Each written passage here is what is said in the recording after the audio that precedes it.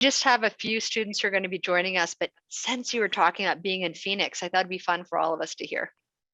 Yeah, so what happened is that I was actually down in Phoenix to speak at the kickoff session for one of the companies I'm an investor in. And it's really been fun to watch the company grow. I got to know the company first in the fall of 2020, so it's been about 18 months.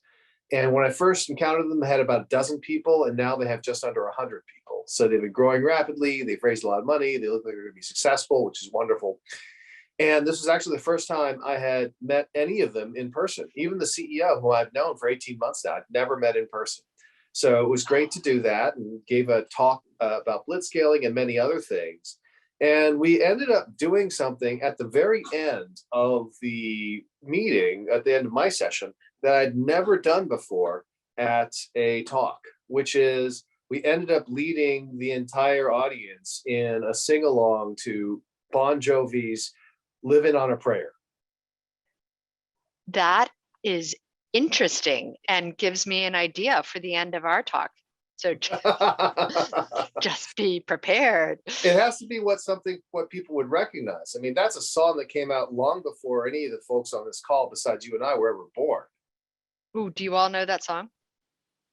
People still know it, I guess. It's amazing, the old stuff that still sticks around.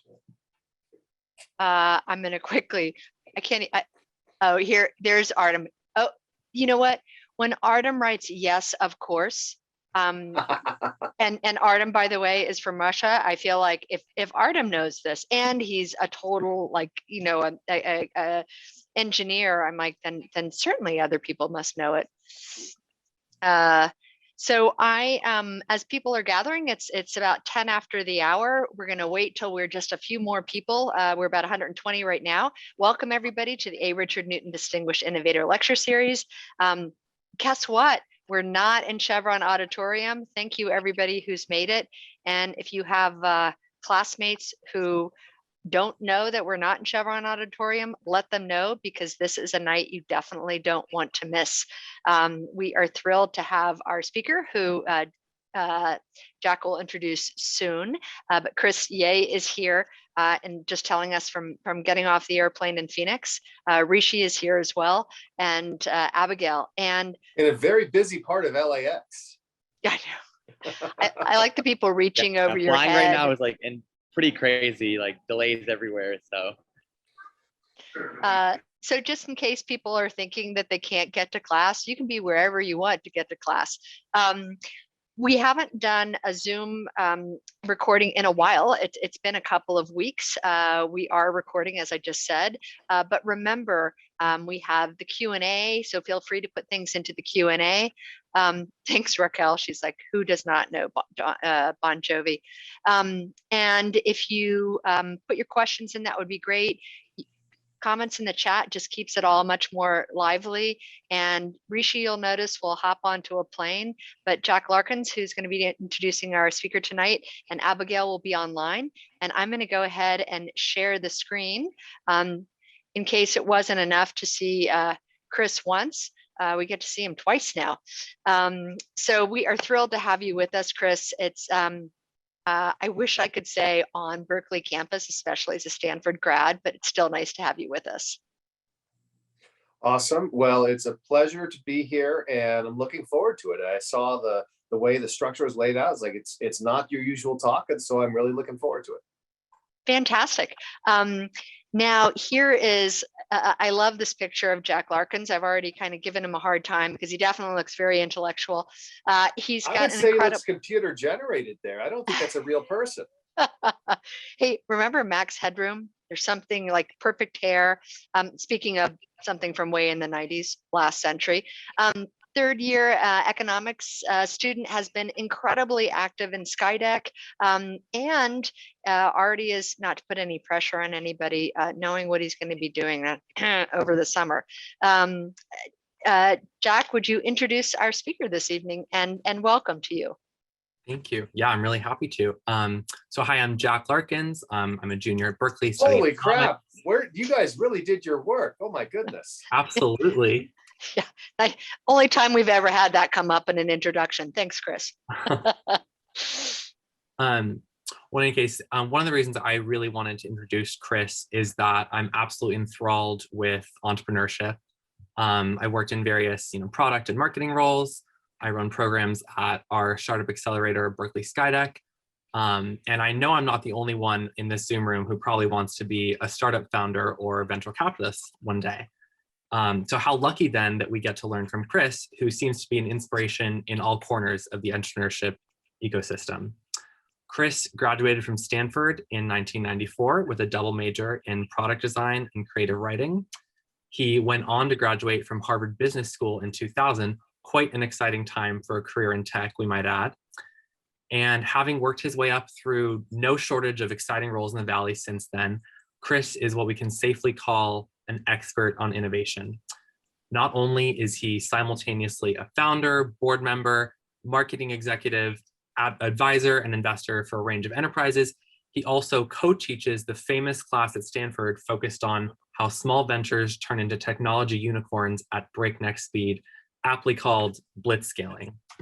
And you probably already know that he's the co-author of the even more famous Silicon Valley book by the same name. Well, Chris, believe it or not, I spent the better part of high school binge watching YouTube uploads of the blitzscaling class, not unlike a Game of Thrones marathon. So suffice it to say, I think it's just such a privilege that we get to spend some time with you this evening. Thank you so much for joining us. Thank you so much. And I certainly hope that the last few classes were not as disappointing as the Game of Thrones finale. So, by the way, a couple of folks have been requesting that we share the screen, which I assume means that giant screen full of random stuff that I've done in my life. I don't know if that's what they want, but that's what people are calling for. Well, we try to deliver, so let me go ahead and do that. And frankly, it's probably a good place for us to start. Jack, thank you so much for that introduction. I'm going to remove the spotlight for a moment, but at least you can still see our faces. And I think if I can do this, I'm going to add a spotlight for myself selfishly. And Chris, you should be spotlighted also, so you'd be at the top of the screen. Welcome. We've talked for a couple of years. I'm so happy to be able to host you. And yes, you said holy crap, but that's exactly what I was thinking today as we were putting this together, because holy crap, you've done a ton of stuff. It's incredible. Starting with going to that esteemed and wonderful school. And I say that intentionally because we are partners. We're partners in so many things, Stanford, and then that lesser known Northeastern school, Harvard. So I hope you'll talk a little bit about getting an MBA also. And then what you've done afterwards, which I've never done this actually on a timeline before, Chris. You can see how it says 2000 onward, 2006 onward, 2013 onward, and 2018 to today. Everything that you do seems to be building on the next. For me, a newer word is flywheel. And it is like a flywheel with you. It's just more and more. And I was hoping that for today that you take us a little bit through part of your journey. And then I think you're going to talk for about 20 minutes. We'll let you share your screen about the secret sauce, as it were, about starting up. We'll take questions throughout as people have questions, ideally in the Q&A, which you can upvote, just to remind you, or in the chat. So Chris, take us back, if you will, to Stanford, 1994, let's say. Yeah, so let me tell you guys, and part of this is, I think it's really important that people who are quote unquote successful, it's a term that I will grudgingly accept, that they tell you about how, there's not always a master plan and it's not always very easy along the way. There's a lot of tough things that happen and a lot of luck, because as I like to tell people, I enjoy it when people say that I'm lucky, because no one ever says, hey, look at Chris, he's going down the street, he's lonely, he's poor, everyone hates him, he's so lucky, right? They'll only call you lucky if good things are happening. So let's sort of chart the different eras and see just how little I knew about what I was going to be doing in the future. So we start with school. So I did, in fact, attend Stanford University, and I went into Stanford without any particular idea of what I wanted to do. I did think about things like engineering because my dad has a PhD in electrical engineering. I always really looked up to him. The exception of Elon. Yes. Well, that's another story. I'll tell you guys my one dinner with Elon story as well, somewhere along the line. So, anyways, I get to Stanford. I'm not sure what I want to do, and at the time, at times I really felt kind of intimidated, or I felt like maybe I hadn't planned this out because there were other people around me who had every class that they intended to take all planned out. And so they were like, oh my goodness, I already know what I'm going to do. I'm like, wow, I don't know any of that at all. That's really bad, I guess. I don't know. Maybe I'm just not going to be successful. And there were people like one of my friends, he was taking the advanced physics class and the advanced calculus class and structured liberal education, which is this big omnibus class that covers humanities, literature, history, philosophy, and everything else. And that's like a very full load. And I'm like, oh my gosh, maybe I should be taking more classes like that too, like the hardest classes, because we all learn when we're in high school, take the hardest classes. You got to do the best. And I didn't do any of that. And what I ended up doing instead is saying, I don't know necessarily what I want to do, but this is probably one of the only times I can do whatever the hell I want. So I decided to take classes and try things that didn't necessarily make sense, but which sounded interesting. And that's kind of like the pattern of my life. I'm just like, well, what seems interesting? Let me try it. And so, for example, that first term at Stanford, I took, in addition to, the structural education, other things like that, I also took an anthropology class. I'd never studied anthropology before. Most I knew about anthropology and archaeology was, Indiana Jones, and presumably that's a very accurate representation of what that profession is like. Turns out it's not the case. And I took an intro to acting class as well. And these are things that had no particular relevance to anything that I planned to do, but they were things I thought seemed interesting. And I kept up with that when I was at Stanford. So I ended up majoring, as you heard, in product design engineering and creative writing. And creative writing made sense because I always wanted to be a writer. And I knew that Stanford had a very famous creative writing program. It would be great to be a part of it. But then in terms of engineering, I ended up doing product design engineering because it was to me, most interesting of the engineering disciplines, right? It was about creativity and innovation, the kind of stuff that I liked, as opposed to just being a whole bunch of problem sets all the time. Now, it did have the downside of having to work in the machine shop and the model shop and work with my hands, which ironically enough, I don't like doing, right? Most of my colleagues in product design and in mechanical engineering love working with their hands. That's why they got into it. They love making stuff. I hate all of it. Never want to do it. But I was interested in the topic. I guess I could make paper airplanes. How about that? I'm really good at making paper airplanes. Won some competitions, actually. So there I am at Stanford, and I'm doing my academic work, but I'm also doing all sorts of other stuff along the way. Like, oh, well, why don't I take this class on sleep and dreams? Because I really like it. People say it's cool. And the guy who teaches it, Bill Dement, is like the most famous guy in the world on this topic. Why don't I just take it and see? And that taught me so much about sleep that I've used to remain productive, even when I'm super busy. Or the fact that I ended up taking improv comedy. And then I was an improv comedy group for 4 years at Stanford, doing performances, even going to college comedy festivals. And Chris, I would argue, I'm so fascinated by that. I'm wondering if you can give us 2 or 3 tips on sleep and then how improv works. All right, 2 or 3 tips on sleep. So the first tip about sleep is the following. People often have trouble figuring out how to get up early, how to get up late, that sort of thing. So the most important thing to know is that there are a couple of powerful Zeitgebers. That's German for light givers. These are the things that cue your body in. Your body has a natural circadian rhythm of about 25 and a half hours. And the only reason that we stay on a 24-hour cycle is because of the Zeitgebers, because of the sun. If people are left in a cave with no lighting, or the lighting is constant all the time, they will naturally start shifting to a 25 and a half hour schedule. That, by the way, is also why it's easier to stay up late and sleep in than it is to go to bed early and then wake up. And so if you need to wake up, let's say you need to wake up, you got to get going. What do you need to do to tell your body, hey, I want to shift my schedule? The answer is you need to go ahead and get as much natural sunlight as you can as soon as you get up. And the ideal thing is to get that natural sunlight while you're doing some exercise. It could just be jumping jacks or something like that. Spend a couple of minutes outside in the natural light doing the jumping jacks, and that will signal to your body, I want to wake up early. Now you can apply this to jet lag. With jet lag, you can basically move your biological clock about 4 hours either way. And so since you're on a 25-hour schedule, it's easier to move it back 5.5 hours, or you can move it up like 2.5 hours or something like that. 3.5 hours. And so when I am going to fly to the Middle East or India or something like that, I will time it so that when I'm on the plane, I'm going to try to go to sleep 4 hours earlier or 4 hours later than I normally do, depending on how everything is done.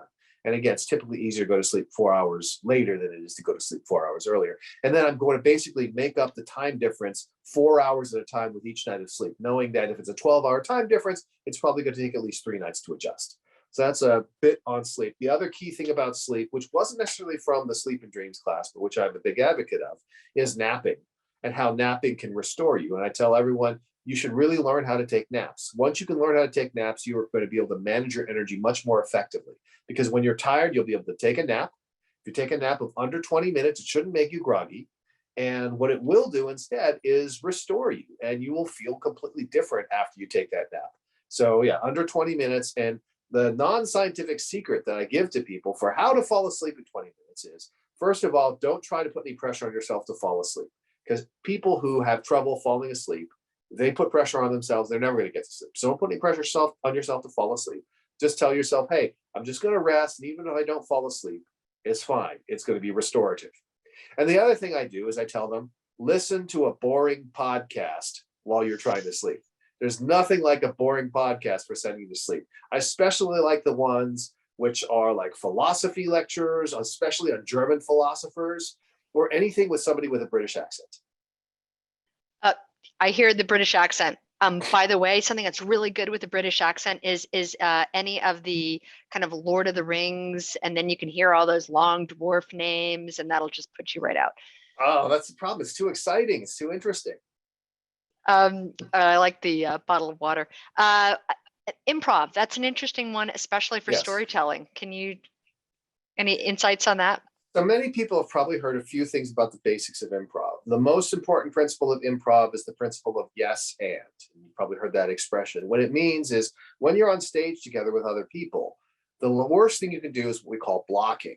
So for example, let's say you were to say something, you'd say, hey, what's a person's profession? Oh, what's a person's profession? Yeah, what's a profession that you could A chef. A chef. Wow, chef. That's a dumb idea. Why would we do a sketch about a chef, right? That's blocking. Instead of saying, wow, a chef. Oh my God, that's incredible. Let's think of something else, right? So the whole point of improv is to support the people you're on stage with.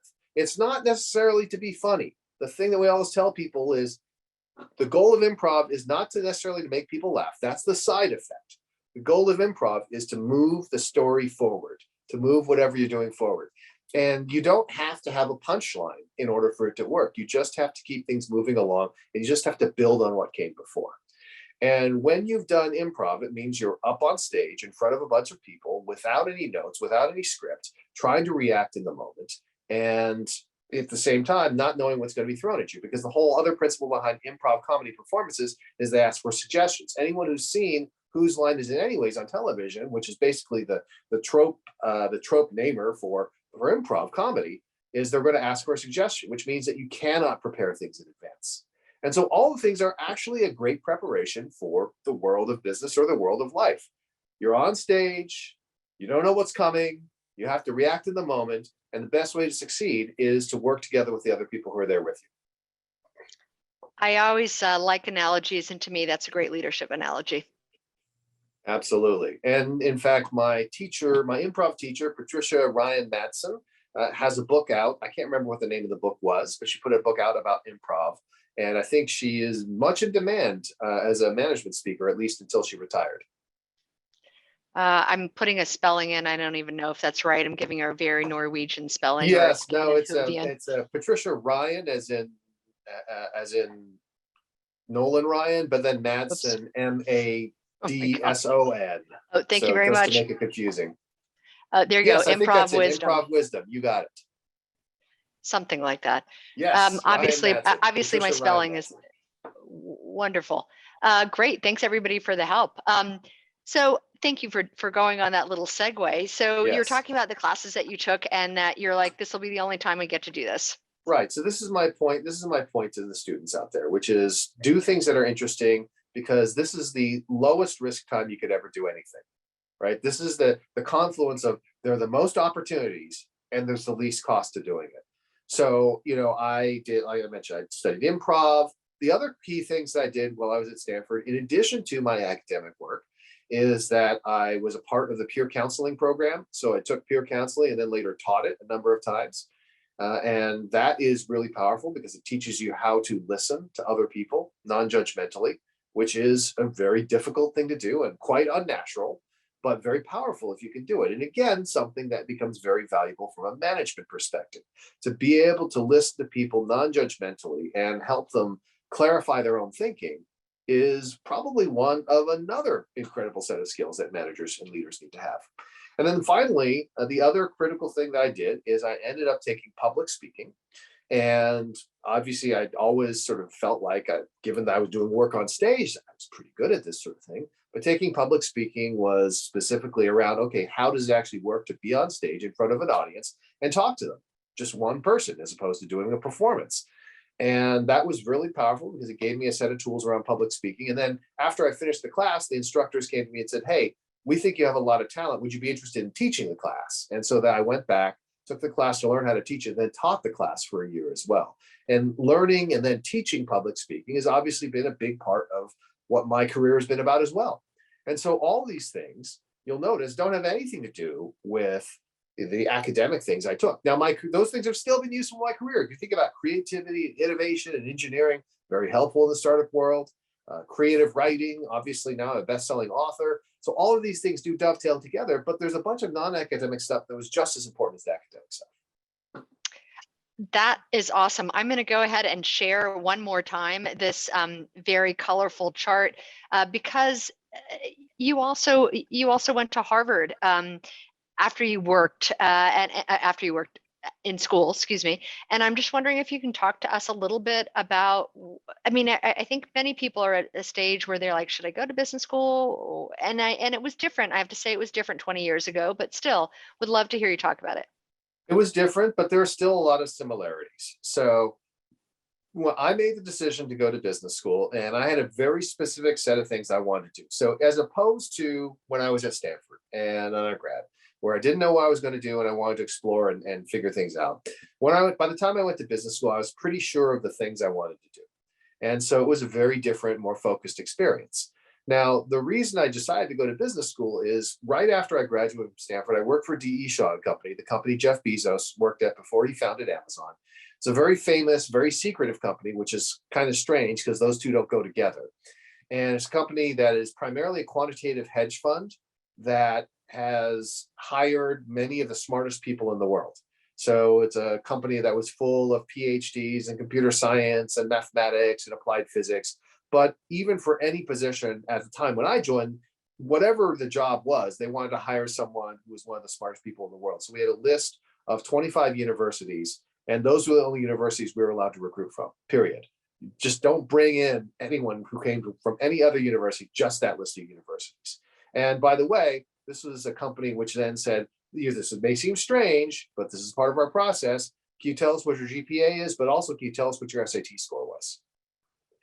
So very unusual place. And it was a great experience. I got to meet a lot of incredibly smart people, many of whom I'm still in touch with today. The company produced quite a large number of entrepreneurs and investors and other famous people. Jeff Bezos, of course, being the most famous, but plenty of other folks along the way as well. And the reason I went to business school is I was like, well, it's not normal to be in an environment where there's effectively infinite money and there's no budgets. And I didn't feel like I was learning how the rest of the world did business. I felt I learned some great lessons, but I'm like, I could learn more lessons if I understood how other people actually do things. What is traditional? And if I know what's traditional, then I can know when to break with that tradition. So I went to business school to learn more about how the rest of the world worked in terms of business, but I also went there with the intention of focusing on entrepreneurship and investing. Those were the things I was interested in. So I took entrepreneurial finance and many other things. I was the co-president of the high tech, what was then known as the High Tech and New Media Club, which is essentially a startup club. I did various things, but I also, again, I still kept doing things that I thought were interesting or fun. I ran our section, which is how they divide up HBS. The class is divided up into sections of about 80 people a piece. So I ran our section's intramural basketball team. I and my friends wrote the musical. Every year it's traditional that the second years put on a musical. So I wrote the musical as well and did various other things along the way. Wrote for the paper, interviewed professors and alumni and all sorts of other stuff. So I was continuing to do stuff on the side, just like I did when I was an undergrad. Now, the reason to go to business school can vary. And I'll tell you the basic reasons to go to business school, and then some of the more esoteric ones. The basic reason to go to business school, reason number one, is you're going into a profession where it's just required. So if you want to go work at McKinsey, you're going to want to go work at Goldman Sachs, you got to go to business school. Just the way it works. It's not I didn't make the system. Those are just the rules. And if you don't go to business school for those places, if you don't follow the path that they've laid out for you, it's going to be harder. You're going to have to be exceptional. You might be able to pull it off, even if you're really truly exceptional. I'm sure there are people at Goldman and McKinsey who were successful, even if they didn't have that background. But it sure is a lot easier, and I bet the vast majority of managing directors do. The second reason to do it is if you're doing what I call career laundering, which is like money laundering, but for your career.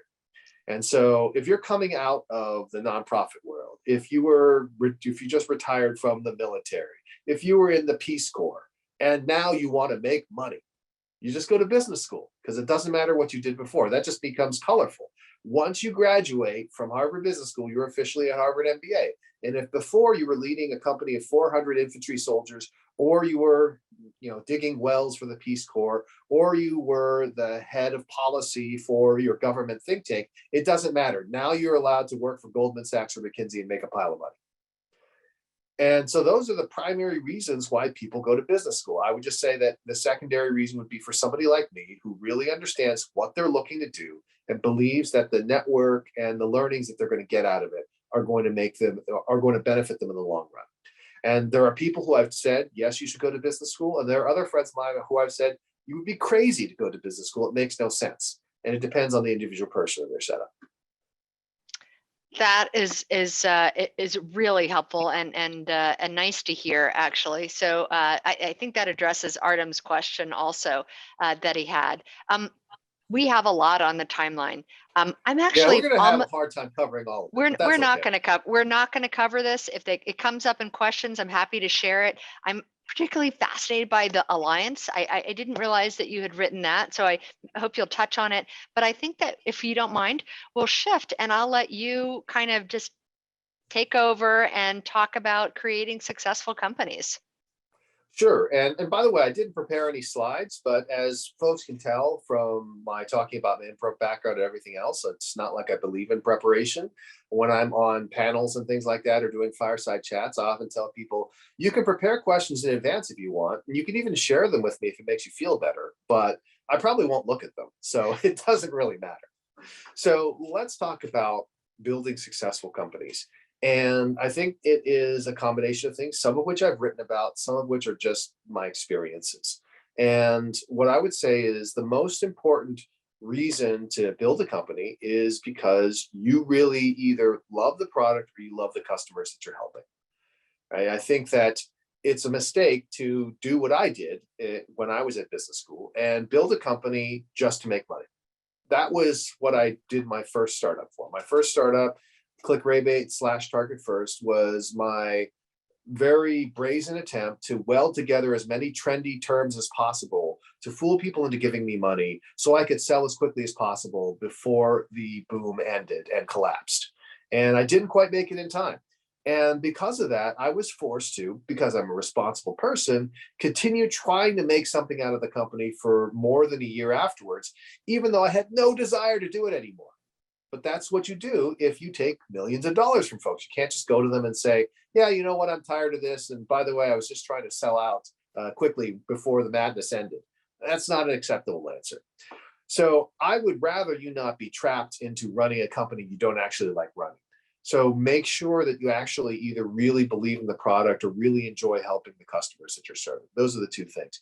The third thing that people often say is, well, what about the technology? What if I really love the technology? My answer to that is, yeah, the technology doesn't make a company.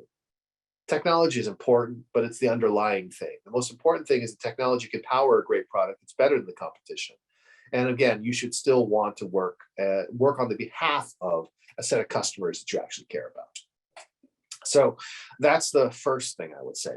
The second thing I would say is the best way to figure things out is by trying them. There is this tendency, and it's probably because from birth we've been educated in a school system that encourages us to get things right, that what we want to do is we want to always be right.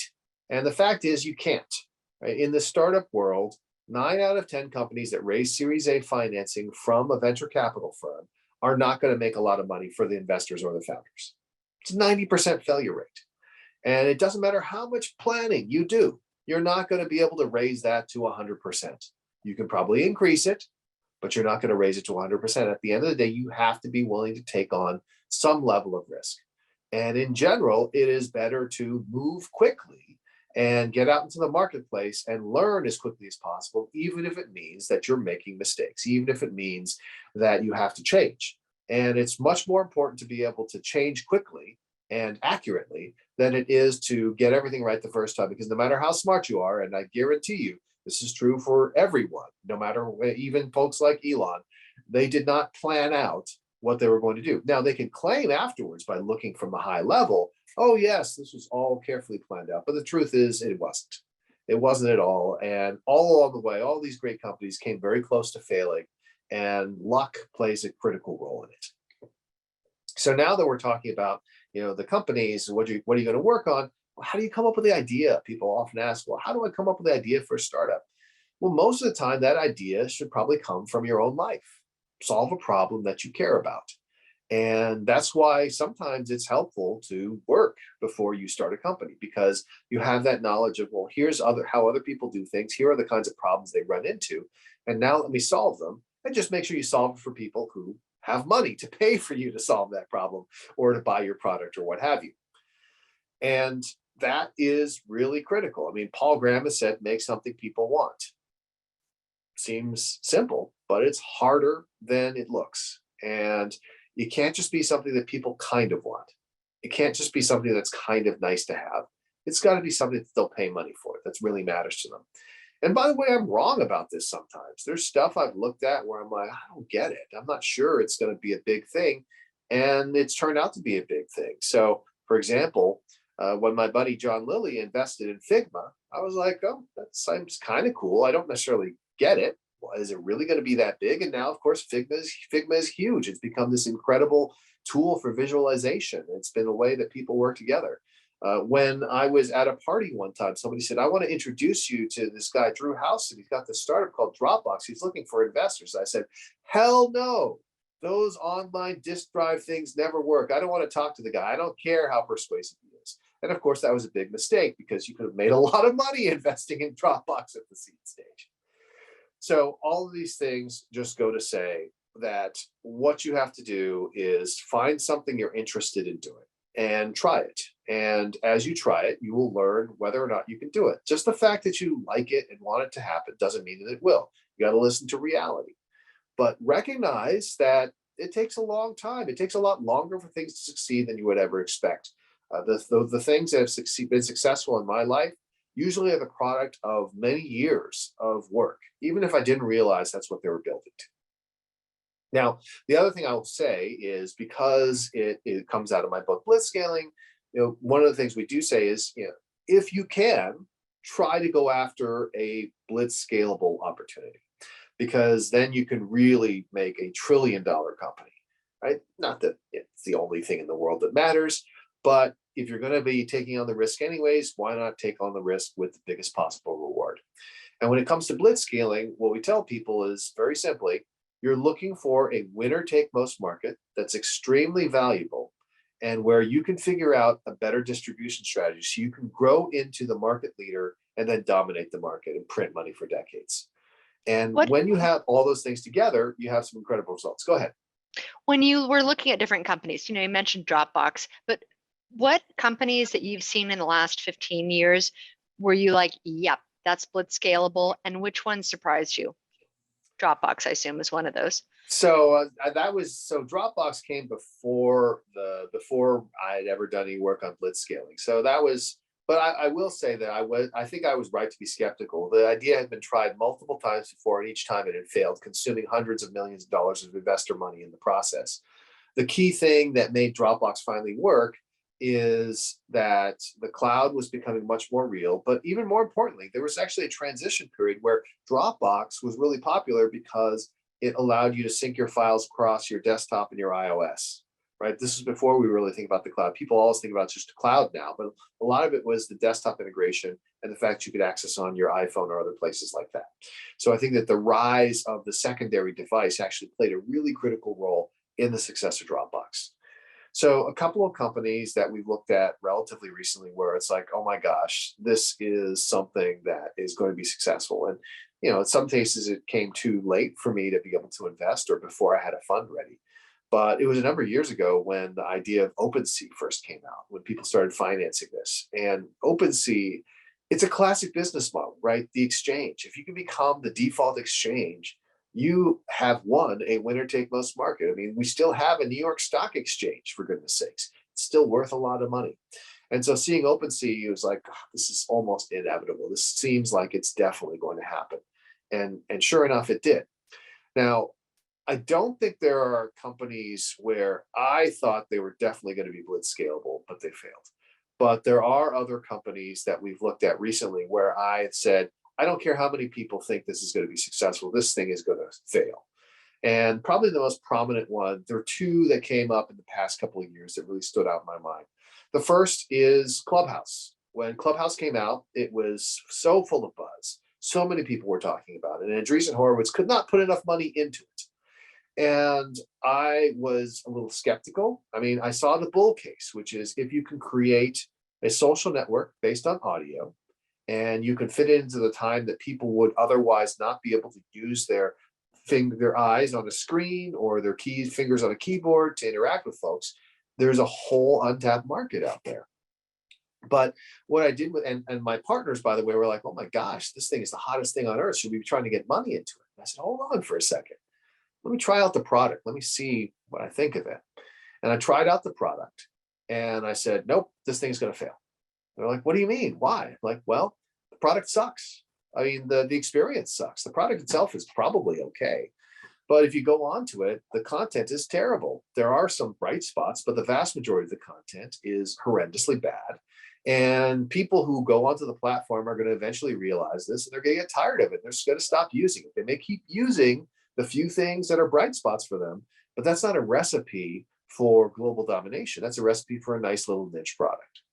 And I think that my prediction has proven absolutely correct. The company is deeply troubled and is not even really a market leader anymore, given that people like Twitter and with Twitter Spaces and Spotify with its acquisition of Locker Room, which then became Green Room, has demonstrated there's plenty of other people with much deeper pockets going after this problem. And the folks who created it, maybe, hopefully they cashed out some, because otherwise they're not getting anything out of it. Another one that came up recently, and it's the after effects are still being felt now, is people like, we started running across this thing, Axie Infinity, play to earn games. They're like, oh, this is the hottest thing ever. I'm like, hold on for a second. It's a play to earn game. So people are playing it to earn tokens. They're like, yes. Like, okay, does their gameplay generate any value? Well, they pay money to get into the game to play the tokens. Yeah, okay, that sounds like a casino, right? And even worse, a casino where you're performing essentially labor. That seems ridiculous. They're like, no, the game's really good. People really love the game. I'm like, listen, if you build a game that people love, you can make so much money off it without ever having to get involved with any Web3 stuff whatsoever. Just look at how much money that Minecraft or Roblox or Warhammer or or yeah, Warhammer or any of these other things have made over the years. It's crazy. You don't need Web3 in order to make that work. In fact, it sounds like what you have instead is you have this pyramid scheme where people are coming in and earning tokens, playing a game they don't necessarily even really like, where all the money and value is coming from investors shoveling money in the front door. And once they realize that they're not going anywhere, this thing is going to collapse like a house of cards. And just recently, they actually, I think, lost $600 million of their people's money because somebody hacked them. I mean, this thing is a turkey, a jive turkey, if you will. And I smelled it coming from a mile away. I have a quote next to your name, helping interesting people do interesting things. And people reach out to you all the time. Yes. Who do you choose to help? And how do you choose? So I wish that there were a deep system behind it. So the best way to think of it is there's sort of a defense in depth. A whole bunch of different things are going on, because rest assured, if every person in the world who asked for my help got it, I would not sleep. And in fact, I would have to have replicated myself 20 times. And I don't even have it that bad. When Blitz scaling came out, one of the things that happened is Bill Gates tweeted about it because he was kind enough to write the foreword. Reed knows him because he served on the board of Microsoft with him. And for months afterwards, my @mentions, my notifications on Twitter were polluted by the number of people asking Bill Gates for money by replying to that tweet. It's astonishing, absolutely astonishing. What they don't realize, of course, is that Bill doesn't read any of that stuff. Only this poor sap me, who still reads his own social media, was reading that stuff. I was like, oh God, these are terrible calls for money. Anyways, so how do I do it? Well, first of all, it's like the people who I have a vested interest in helping take priority. So that's the companies that we've invested in. By definition, we have a vested interest. And so those are the ones I'm going to work on first. And then beyond that, it's going to be, you're going to have to rise above the crowd somehow. One way of doing it is when people are working on a problem that I find intellectually interesting.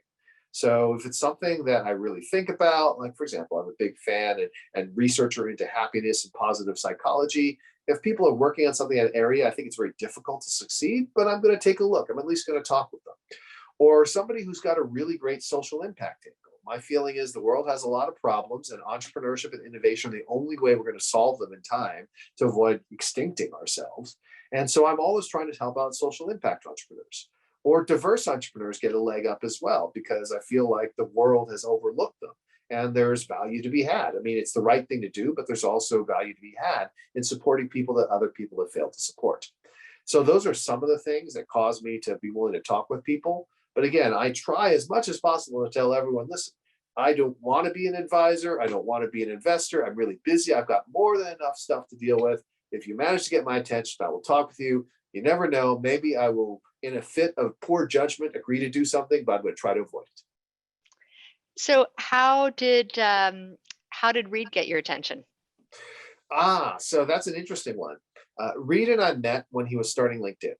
And the reason I was interested is because I was interested in social networking, or just networking in general. I was a big believer in relationships going all the way back. I was a nut job who, in Microsoft Outlook would keep notes on the people that I met and everything. So that put me into the 1% of nuttiness for that kind of thing. And so LinkedIn obviously appealed to me. It's like, wow, of course it should be out there as a single database where people are updating their own information. So I don't try to reach out to someone and discover that was 5 jobs ago.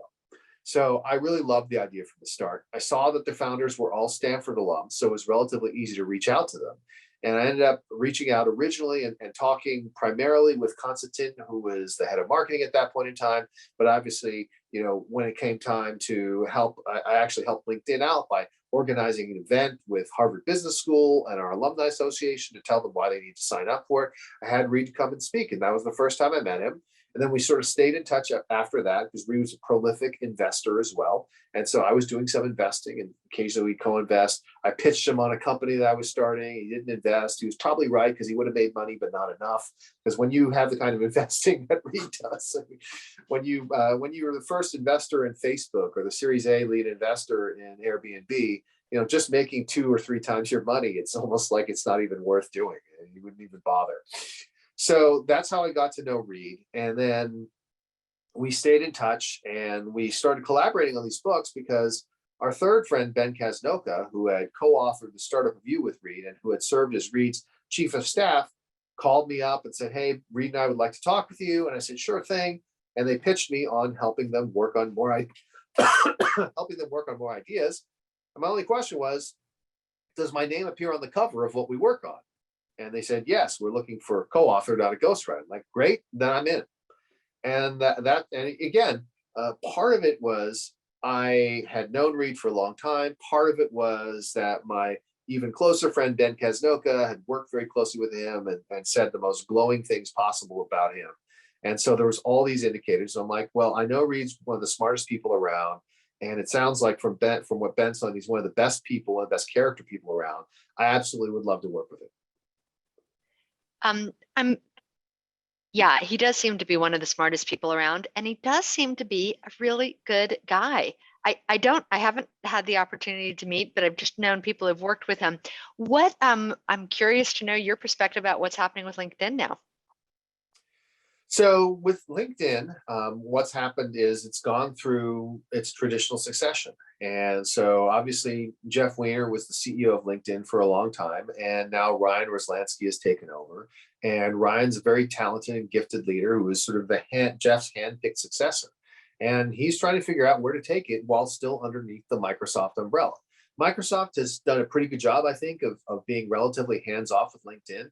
And of course, I think that LinkedIn has only become more important over time since the Microsoft acquisition, which was crazy enough 6 years ago in 2016. Wow. So speaking of connections, it's all to get at that dinner with Elon. So let me tell you about when I had that dinner with Elon. So I want you to wind back in time pre-Tesla. So Elon already had an interesting career up to that point, but it wasn't clear whether or not he was a genius or just really lucky. And again, as I said, it's good to be lucky. So Elon and his brother had started a company called Zip2. It was one of the first online mapping software companies. And Zip2 raised money from venture capitalists. And Elon was, we'll get to X.com in a second. And Elon was, well, Elon. And he didn't get along very well with the venture capitalists. So they kicked him out of his own company. And Zip2, fortunately, was sold to Compaq, which was a computer company once upon a time that bought Zip2 for reasons inexplicable. And so Elon became a millionaire by starting a company that was an also ran in an overall space, getting kicked out by his investors, and luckily having it sold to Compaq. So it's like, okay, is he smart or is he not? Not sure. So then he goes on and he starts X.com with backing from Sequoia and all these great folks. And the idea behind X.com, and don't let them tell you that it was always going to be PayPal. No, X.com, the idea behind X.com was it's going to be an online bank. And they raised money to create an online bank. And meanwhile, at the same time, Peter Thiel had created, and Max Levchin had created PayPal. And the reason the two eventually merged is because Sequoia wanted them to come together. And because X.com had something that PayPal really needed, which was a banking license. It's really hard to get. And when the merger happened, Elon became, I think, the largest shareholder ahead of Peter, because Peter was not a solo founder. He was there with Max Levchin. And that was actually a point of tension for a long time between them, because what ended up happening with X.com, and you can read, with PayPal, after the X.com merger happened, you can read about it. They went through they had four CEOs over the course of a year, which was Peter, Elon, Bill Harris, Peter again. I can't remember the exact order, but it's really confusing. And for a long time, I think Peter resented Elon because he felt like, I just made you a huge pile of money and you didn't deserve it. You had this thing, X.com, and it was a piece of garbage. And I had this thing, PayPal, which ended up creating all the value. And yet you have more money than me. And so I think that led to some bad feelings, which they have since resolved. But you know what? I find that a lot of everything is easy to resolve once you have hundreds of millions of dollars, not from personal experience, but just from observation. And so this was after that happened. So all I knew was sort of the PayPal side of the story. And so I wasn't sure, is Elon smart? Is he a genius? He's just really lucky. And I get invited to this dinner with Elon and his brother and a couple of other folks. And I had a very nice dinner. He was very well behaved. There was no sign of the sort of crazy out there Elon. He didn't say this is all a simulation, or he didn't talk too much about I'm going to die on Mars. He was just a pleasant guy that I had dinner with. And I actually stayed in touch more with his brother Kimball, who was working on stuff I was more interested in, sort of the food space. And that's the story of my dinner. It's like, you have dinner with a guy and he just seemed like a normal guy. And I left that dinner still not sure whether he was a genius or just lucky. And of course, events have proven that he is absolutely a genius, also kind of crazy, but those two often go together. Yeah. It's interesting that you mentioned the food space. I think one of your companies was called PB. So I have to ask if that was peanut butter. Yes, it did stand for peanut butter. Okay, just curious. And you're investing now in not an alternative meat company, but something like that. Can you talk about that a little bit and what led to that? Absolutely. So one of the companies I'm an investor in is called Next Gen Foods out of Singapore. And the product they make is called Tyndall. And they call it a plant-based chicken. I think it's kind of cute. I call it a plant-based chicken substitute because that's what it is. It's a substitute. But the reason I was interested, I was introduced to them by a friend of mine, a fellow author who I think is a very smart guy. And he's like, I really like these guys. And can you talk with them? And they were huge fans of Blitzscaling. They were like, we love the book. It's our most important book. We really wanted to talk to you. And so I was like, well, if they're really that excited to talk to me, why not? And I talked to them and they start talking about, what they had devised and how they built their plant-based chicken. And the key things they said were, obviously the quality is such that it has that chicken flavor. But it's also the case that the way we've done it, our secret formula is simple enough that we don't have to have, a giant factory of our own. We can actually contract manufacturing this thing out. And then we have the flavor additive, which is kind of like the Coca-Cola syrup that we then supply to them, they mix in. And so we can actually expand globally without having to build the factories ourselves. I'm like, wow, that's really interesting. And of course, I told them, from a blitzscaling perspective, the other thing that's interesting is that you're pitching your product as an ingredient. You're not selling patties that go into the Costco freezer case or something like that. You're pitching as an ingredient that individual chefs are going to use to create their own dishes. And that is part of what we call a land grab in blitzscaling terms, because if you get the chefs to put the dishes on their menu and people like the dishes, they're not going to stop buying this stuff. They're not going to want to switch to something else. They want to keep giving the customers what they want. And I said, this is all really exciting, guys, but I cannot invest unless I try it myself, because it all falls apart if your product sucks. And by the way, most of the chicken alternatives suck. I went out and I bought nearly all of them and I tried them and they were wretched. They were wretchedly bad. So what they do is they say, okay, here's it's hard. I'm like, look, listen, guys, you got to figure out a way to get some to me, because I am not going to fly to Singapore, sit in quarantine for 14 days, just in order to go and get a sandwich and then fly home. That makes no sense whatsoever. So they were able to ship some to me. It got held up in customs. It thawed out. They refroze. They're like, don't worry, it's not dangerous. You can still make it. And so then they arranged, and this was very clever on their part, they arranged for a Zoom call with celebrity chef Andrew Zimmern, who was going to teach me how to cook it, because they were courting him to become an advisor to the company. And he was interested in my perspective on it from a business side, and I was interested in his perspective on it from a food side. And he sent over some recipes, and I cooked them in my own kitchen with Andrew Zimmern helping me. And then I fed them to my family, and they loved it, right? Part of it is, they very cleverly made a fried chicken sandwich. Okay, how difficult is it to mess up a fried chicken sandwich? Well, most of these other chicken substitutes, yeah, messed up because the texture is wrong, the flavor is wrong. These chicken sandwiches were quite excellent. They had the right kind of texture. Yeah, you could tell, occasionally you get a little bit stuck between your teeth. It's not exactly the same as chicken, but it's good enough. In fact, it's way better than anything else I'd ever tasted. And they said, yeah, this is just the first generation, and this is just you cooking a simple recipe at home. We have chefs working on it. They infuse it with different flavors. They make it a signature dish. I'm like, okay, this stuff is good enough that my kids didn't realize it wasn't actual chicken. And I was like, and they came back for seconds. So I'm like, okay, guys, I will invest. And the company's done very well since then. It's raised $100 million Series A. I just went with them to South by Southwest. They had a food truck where they're giving out, they work with a chain in Texas called Project Pollo that just sells vegetarian chicken. And they had these Nashville hot chicken sandwiches. I must have eaten 4 or 5 of them that day. They were excellent. Andrew Zimmern created this fried chicken and waffle with ice cream dessert. Oh my God, it was incredible with spicy honey on top. Oh, it was incredible. So they've done very well. I'm a big believer in a plant-based diet if we can manage it. And the key is not to guilt everyone into eating plant-based food.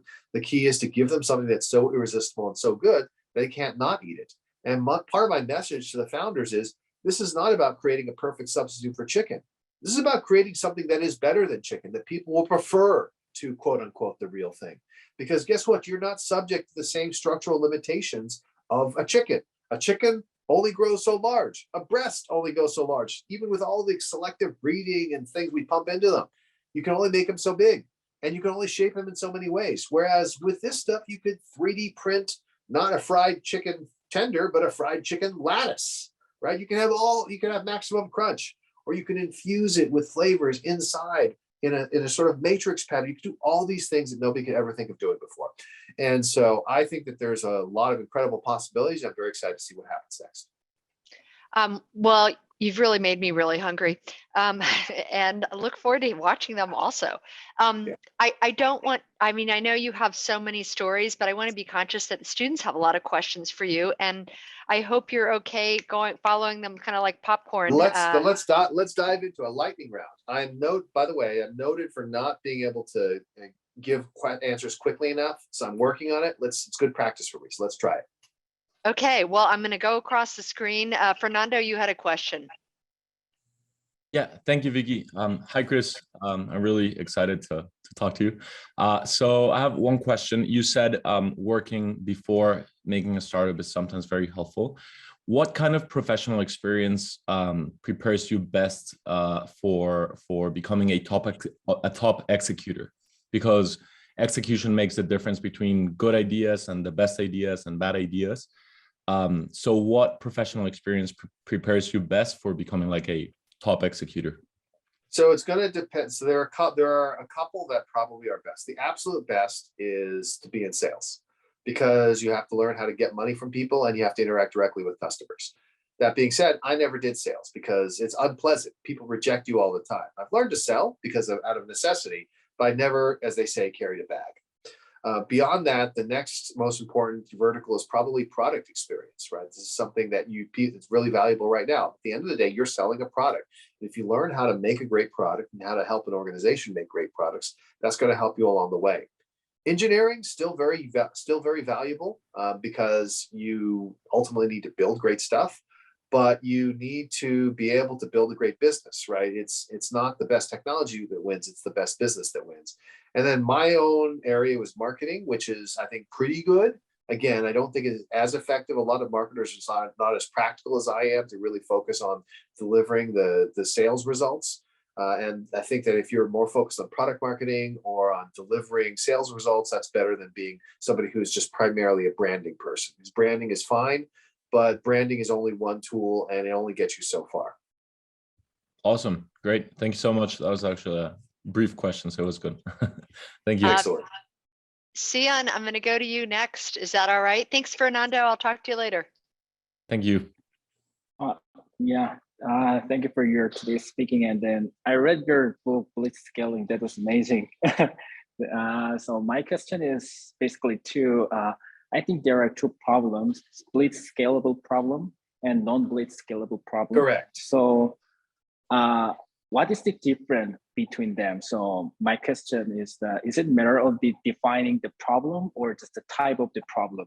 And second question is non-Blitz scalable problem can be converted to Blitz scalable problem?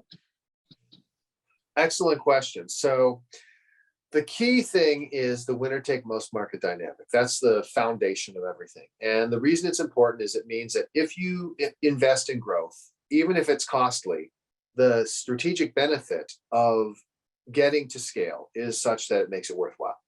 And Some markets are blitz scalable, some markets are not. That's the key differentiator. Now, is it possible to make a product more blitz scalable? Yes, or problem area more blitz scalable. So for example, most people would not have thought of bookstores as a great business. Yet Amazon was able to make it into a great business. And part of it was taking advantage of the shift to online to do things that people hadn't done before. So for example, think about when you went into a bookstore and you wanted to buy a book. You see a book on a shelf. How do you know whether it's a good book?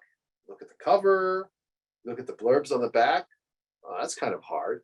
On Amazon, it's like, here's how many stars it's rated. Here's the 50, here's all the people who rated it. Here's all the different reviews, right? Adding in the reviews, adding in the ability to do the recommendations based on what you've seen, converted the process of buying stuff into something that actually had a network effect. And now, again, you could, in theory, say, well, I'm going to go to Amazon and check out the ratings and I'll buy it somewhere else. But how often do you do that? Usually you're just like, well, the Amazon price is good enough and it's going to get here faster. Yeah, screw it. I'm just going to pay for it on Amazon. So it absolutely is possible to be able to convert a non-blitz scalable opportunity to blitz scaling one. It's not easy, but it's possible. Thank you for your answer. My Thanks, pleasure. Ian. Abby, I think we have a list of questions. I'm just going to share it on the screen really quickly. I'll try to lightning them. Okay. What step of coming with a business idea and turning into a company would you say is the most difficult one? It's finding something that's important enough to people, because oftentimes you have these ideas and it's just kind of be cool or people should do this, but it's not something that people should do. It has to be something that they are dying to do.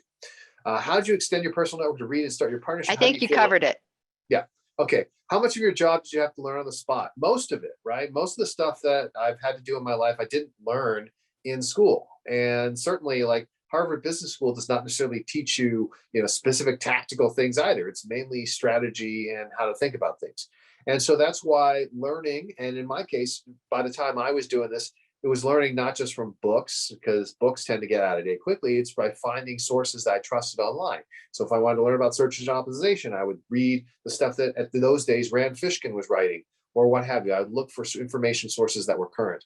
What's the most interesting thing that happened to you at work? Wow, that's a great question. There's so many strange things, so many interesting things that have happened over the years. That's a tough one. I really can't. The first one that springs to mind, which is so dumb, but when we launched blitzscaling, one of the things that happens is that just people randomly start reading the book and talking about it. So, for example, one of the craziest blitzscaling fans, I still have not gotten in touch with him. I want to do this at some point in time. But the founder of Binance, CZ, is a huge blitzscaling fan. He would talk about it all the time. And he has built one of the world's most valuable companies in this Web3 space, utterly dominant in terms of what it does. And I'm just fascinated. I'm like, I really want to tell that story. And he still hasn't gotten in touch. I like that. That's fascinating. And actually, now I'm going to go back to the top. Franklin, are you ready? You've been so patient. Yeah, I'm ready. Thanks, Vicky. And I'm a big fan of you as well, Chris. Read a lot of your books and the videos. So my question was somewhat answered by Soon previously, but what is your opinion? Like, have you invested any further hardware startups since you've written the book? And how are hardware companies different compared to software companies in terms of scalability, blitz scalability? Yeah, excellent question. So I have not invested in any hardware companies, though I have invested in companies that deal with physical goods. I would say that the key thing to remember is I tell people blitz scaling is relative. It is, generally speaking, harder to scale a hardware startup than it is to scale a software startup. But within the field of hardware startups, you're competing with other hardware startups, not software startups. And so even if your rate of growth is slower than a software startup would be, or the time it takes is longer, that's okay, because you're racing the competition. You're not racing a startup company. Again, people may feel like, oh gosh, my friends, they raised money and they've got a higher valuation. That's just a bunch of BS anyways. If you really want to do hardware, do hardware. You can still make more money than you could ever possibly spend in like 10 lifetimes if you make a great product. And it may take slightly longer, but it is worth it to spend more time if it's what you really want to do. Okay, yeah, I'm going to thanks. just thank you so much for your question. I'm just going to keep on going through. And Kai, I'm wondering if you can ask your question next. Are you okay? Do you need to take a drink, Chris? Let me grab a little bit of water and I'll be right back. That's a great idea. There you go, Kai. Yeah. It is really hard. I don't know if you know this, Chris just got off a plane from meeting in Phoenix, and so it's hard to go through things. So I am trying to get through everybody's questions if I can. You may have noticed I've just sent out a note to promote people to panelists. So Nitish, Gonzalo, be ready to ask your questions. And at the end, one of the questions was how to get in touch with Chris, and we'll ask him that at the end as we show the passcode for the day. Well, I can answer that question right now because I heard as I was coming here. So Yeah, what you from should do, left stage, yeah. what you should do is the following. So you should go to LinkedIn. Now, it's a very important note. When you go to my profile on LinkedIn, I'm set to default follow. That's because the number of people who would try to send a connection request to me in a given day was so enormous, and there was all a bunch of people I didn't know. It was like a big pain. If you go there, there's the dot. You can click on ... and then you can say connect. And then when you do connect, write the message saying, "Hey, Chris, I saw you." You don't have to use these exact words. "Hey, Chris, I saw you at the Berkeley Newton series, speak at the Berkeley Newton series, and you said you'd connect to me if I requested it." So that's what you do. And then once that happens, you're connected on LinkedIn. LinkedIn is actually a very good way to reach me because unlike everything else, even text messages, it's like covered in, it's like endless spam now. I mean, I get these spam text messages, I get spam WhatsApp messages, I get 10 million spam emails a day. LinkedIn, at least right now, is still unpolluted. There you go. Thanks so much. Kai, take it away. Yeah, so I remember earlier you mentioned something about Kimball Musk's kind of farming startup, and I was a big fan of that in 2015. I think it was when it first kind of hit the news. So I haven't heard much about that since. So I was wondering what you thought about it in terms of its scalability, where you see it going in the future. Yeah. So I do think there's a very good chance that vertical farming is going to be an important part of sort of our food and sustainability solutions in the future. Basically, it boils down to the fact that we're getting to the point where the transportation of food is becoming increasingly difficult, and the way that we use water to make food is, especially to grow plants, is becoming so wasteful that we can't really do it anymore. I mean, if you look at the state of California where we live, the biggest use of water is agricultural. It goes into the agriculture, and that's great, but it's not like every single molecule of H2O goes into the plant. Like most of it gets wasted, and that's why this whole idea of vertical farming makes sense. It hopefully should be less intensive in terms of water overall, and if they're renewable energy sources, I mean, I'm a little reluctant when it's like, oh yes, and we have the special LEDs that only put out the wavelengths that the plants really like, and I'm like, I don't like turning electricity into food. That doesn't feel really good to me. And so a lot of it's going to depend on there being those renewable services and being realistic about, okay, how much electricity do we really need to do this? But I do think that it makes sense, right? Why not grow plants in a controlled environment where there aren't pests, where you're not going to have to spray it with a bunch of poisons, where you're not going to have to truck it 1,000 miles, where you're going to be able to do it with the most efficient use of water possible. Thanks, Kai. Thanks. Next question is Gonzalo.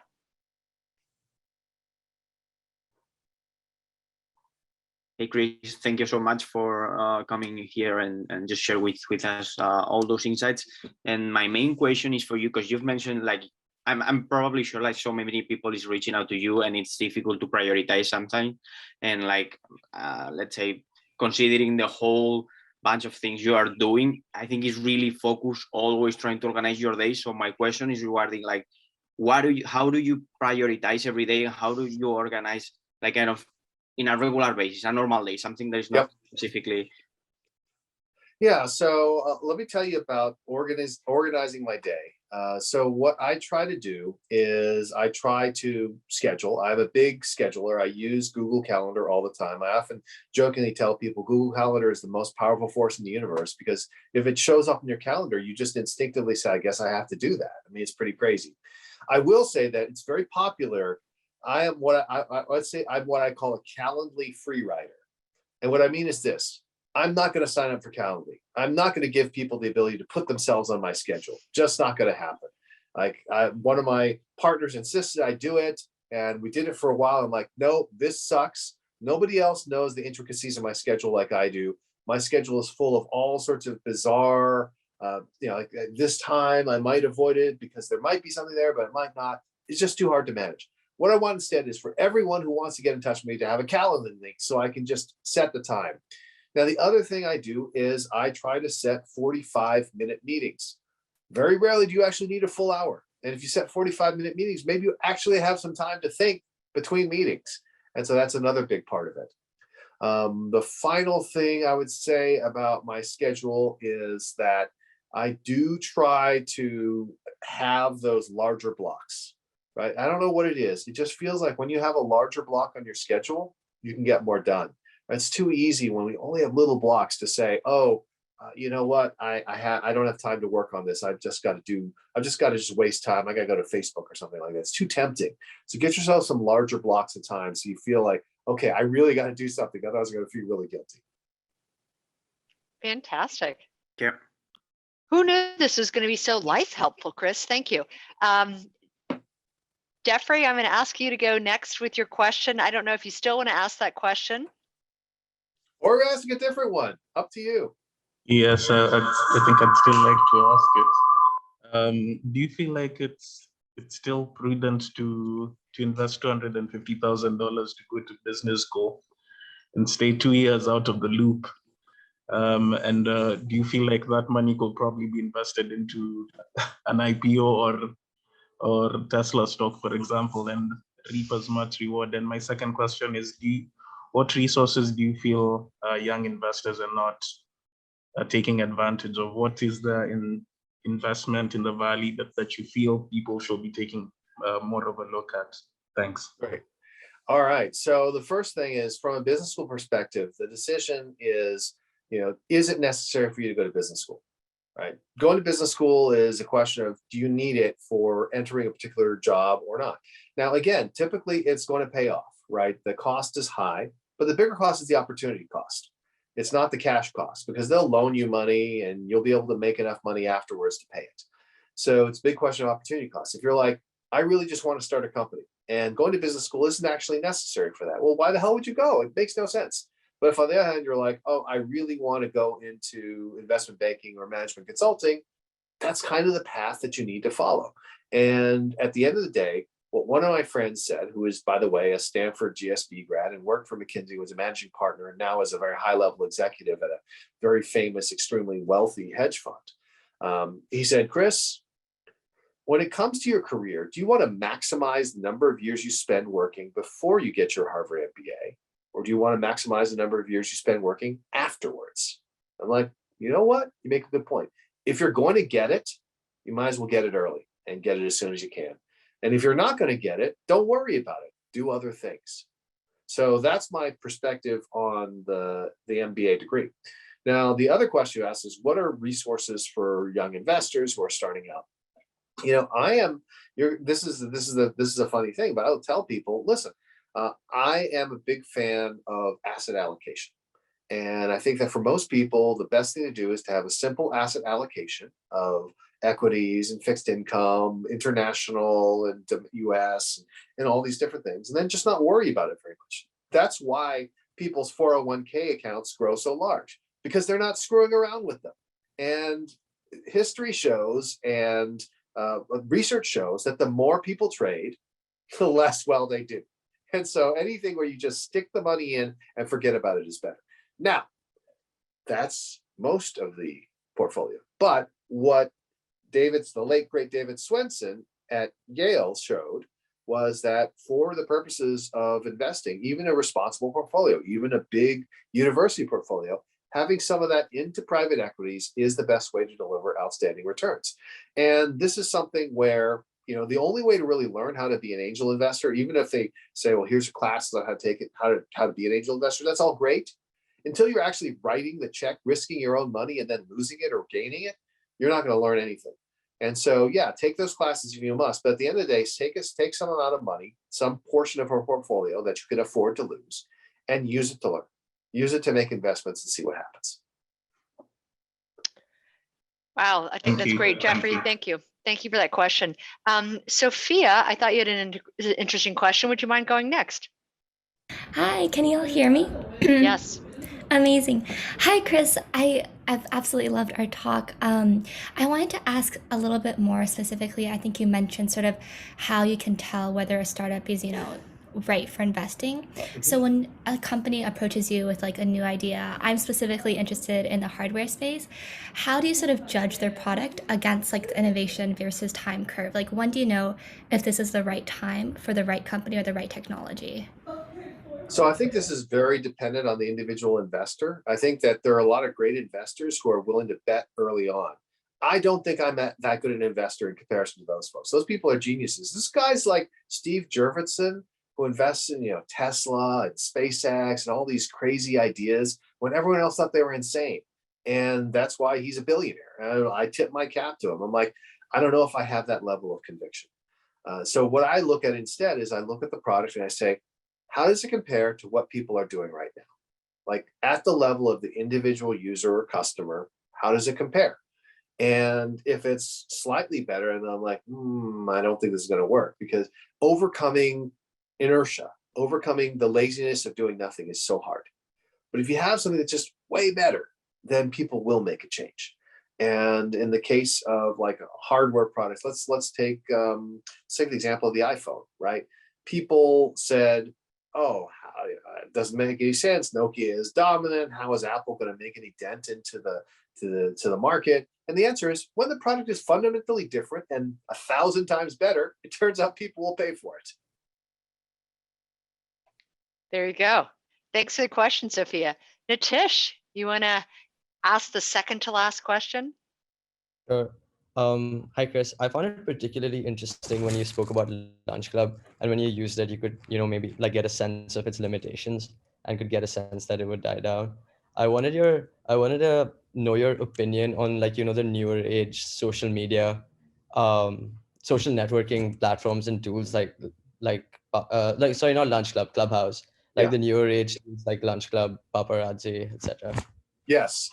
So I think that they're interesting, right? Lunch Club and Paparazzi were both interesting. I do think that human connection continues to be important. The one thing that Clubhouse had going for it during the pandemic, and this was one of my observations, is that people who were living alone were extremely heavy users of Clubhouse, because they had the thing that I thought Clubhouse should do, and where I think there's still an opportunity, is for it to be on-demand socialization, right? That's really what I think would be interesting about Clubhouse. It's not crappy talk radio. It's on-demand socialization. And that would mean a very different approach, where you probably limited the number of people per room. And the whole goal was to have liquidity, so that if you're just like, I'm kind of bored, instead of going to Facebook, you can go into Clubhouse and instantly be in a conversation. So I think that there's still an opportunity there. I think that there is a huge opportunity in that whole social audio thing, because I still think that, like I said, the key to social audio is not that it's an audio social network. It's that it's a hands-free social network. It's a no eyes social network. And as I like to point out to people, does anybody ever like go to a fancy chair in the middle of their house, put on a fancy set of headphones, close their eyes, and say, now I'm going to listen to podcasts? No, we always do it when we're cooking, we're going for a run, we're going to the gym, we're driving, whatever. That is an incredible period of time, which if you could convert it into social time, could be hugely valuable. So I still think there's plenty of opportunities for new social networks to come out. People would say, oh, yeah, I had a friend who said something very dumb, was like, oh, Facebook is going to be Facebook is so big, so powerful, there'll never be any other social networks. He used to be a futurist, now he isn't, probably because he made pronouncements like that. And the fact is that Facebook does something that it's in the category of social network. But Clayton Christian has this thing called, jobs to do. What are you hiring the product to do? What people hire Facebook to do is to help them keep track of the people they know. So you have an ambient awareness of what's going on. And then the job that they didn't hire him to do, but Facebook ends up doing, is making you extremely angry all the time. So those are the two different jobs. But then there's other jobs like Instagram, right? Instagram has a very different job. TikTok has a very different job. LinkedIn has a very, very different job. They're all called social networks, but they're all doing different jobs. So figure out a job that people really need done, and you can build another social network along those lines. There's still plenty of opportunity to build social networks. Social networks are among the most Blitz scalable possible business models because of the extremely strong network effects. Thank you for that question, and we're going to round it out. We'd like to give you some Blitz feedback tomorrow, and I'll go ahead and post the feedback loop, and I will let Jack Larkins, our lovely student who introduced you, ask the last question. So Chris, going back to this idea of solving a problem that you care about, you obviously as an investor have the benefit of having a lot of passionate problem solvers coming to you, and I imagine that each time they achieve some success, you get to have a piece of that action. But I did want to ask, do you ever think about starting another company personally? And if so, is there a particular problem space you'd want to tackle? So the answer to the first question is hell no. The reason is that I tell almost every audience I speak with the following. If you are a caring or responsible individual, being a CEO, and especially a founder CEO, is the single worst job in the world because it is so stressful. And especially when you're starting something and the default is death, you are feeling responsible for every person you convince to come on board, every investor you convince to give money to you. And I found it extremely hard to relax or do anything other than just frantically try to make the company successful. And again, if you're a caring, responsible person, that's how you're going to feel. I will point out that the corollary to this is that if you're a sociopath, being CEO is the greatest job in the world because you just tell people what to do. You don't care what happens to any of them. So that's why I would not start another company. I have, on occasion, been dragged into co-founding other companies, but that is only in the case where somebody else will be the CEO. I refuse to ever be CEO ever again. And I have to admit, part of the reason that I would even be tempted into co-founding a company is to try to pull that Peter Thiel trick of putting your founder's shares into a Roth IRA so you can access the money tax-free. Because I'm getting older. It's not that far away from me. For you guys, you couldn't access that money for like 30, 40 years. For me, it's coming pretty close. So I'm pretty excited about that. But in terms of problem space, the area that I continue to be fascinated in, even though I don't necessarily know the best ways to make money off of it, but there are ways to do it, is just it all boils down to psychology and how you live. You guys can tell I've given you a lot of advice about how to live. That's because I'm a firm believer that what we're missing is this notion of the human science. I gave a talk about this many years ago. I think it's still true, which is that it's like there are all these crazy things that people used to believe. We cure people by removing their blood. The earth goes around, the sun goes around the earth. The moon is perfect, right? There's no marring or spots on them. Like, come on, you morons, just look up. You can see it's not that way. And part of it is we go through our lives without ever pursuing the scientific approach to things. We don't do the things that are going to make us happy. We don't eat the things that are going to make us healthy. We don't pursue the people who will be the best relationships for us. And so I think that there's still a lot of room to grow in that field of the human sciences. And somebody was commenting that we'd be better off if Facebook never existed or Facebook didn't exist. Yeah, you know what? I think to a large extent, there's a great argument for that, because what's happened is because these products have been built with people who do not have a humanistic perspective, who don't think about the human science and psychology and happiness, that as a result, we have these companies where, again, I don't think they intended to become evil, but that just sort of happened along the way. And so that's what I would really love to work on or see other people working on. Thank you so much. Chris, I want to thank you so much for your time. And I would like you to know that I feel like this is part 1 of 10. You have so much information. It would be our pleasure, I know, to always have you back again. So you have a standing invite. Thank you, students, for all your questions. And I'm wishing everybody a good evening. Just so I can say it out loud, the code is scaling up, spelled small, lowercase SCALING, capital U, lowercase p. Thank you, everybody. Chris, thank you especially for spending all this time with us. It was a pleasure.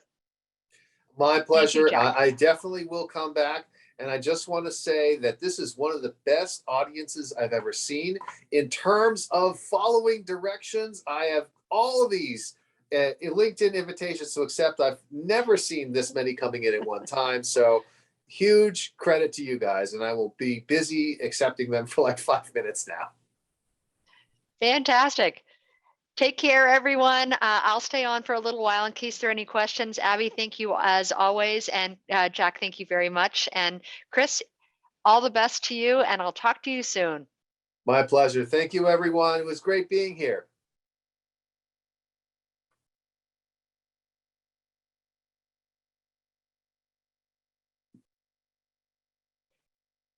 Fantastic, Jack. Such a nice job. Abby, thank you very much also. And I